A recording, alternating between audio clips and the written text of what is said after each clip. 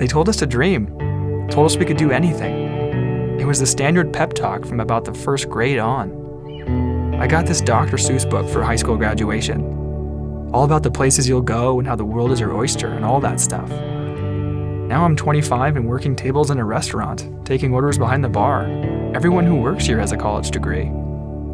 A friend texted me the other day. He spent the last 3 years in sales and wonders if he's wasting his life. What can you expect from work in your 20s? What about all those dreams we had?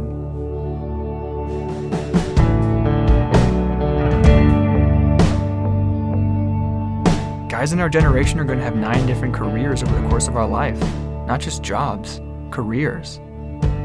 It feels like we got handed a bait and switch. They told us in all those speeches to reach for the stars, and then the economy tanks and MBAs are taking orders at Starbucks. Yeah, I wonder about savings accounts at this part in my life. How much do I need a life preserver, or how much do I need the thing that I actually probably need the most, which is retirement fund? Yeah, and of course all the wisdom says start now, right? And there is wisdom to that, but ultimately you can chase that exclusively or to the neglect of your heart and soul, and I think you come out the loser in the long run. Seems like nobody has the get out of jail free card. Yeah, I can't tell you how many older men, professionals that I talk to in counseling and stuff, that they're successful on the professional end and their lives are just miserable on the inside, horrible.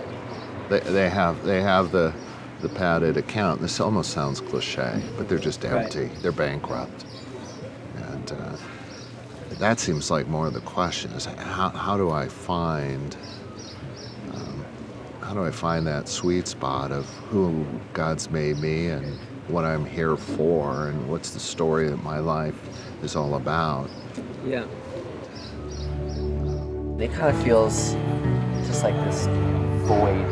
I mean, I see some of my friends who have graduated and they get in kind of this hard, difficult jobs that they hate. My buddy's working at a desk in the doctor's office doing paperwork, and he hates it. I'm like, that's what's waiting for me. Can't say I'm looking forward to that. I read this thing a while back that everyone wants to be a matador in a stadium before thousands of people cheering for him until he's actually in front of a 3-ton angry bull. And then he realizes what he really wanted was simply to wear tight pants and hear people clap. I mean, we start out, I think, as boys, young men wanting to be so many different things. And the actual beauty of life is, pursue it. You want to be an astronaut. You want to be, a great physicist or whatever it is.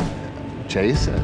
Run with it, but just know that path you're on is inevitably probably going to change where you end up and how you get there, and ultimately the issue isn't whether you end up being that astronaut or not. It's really an issue of character and the man you become.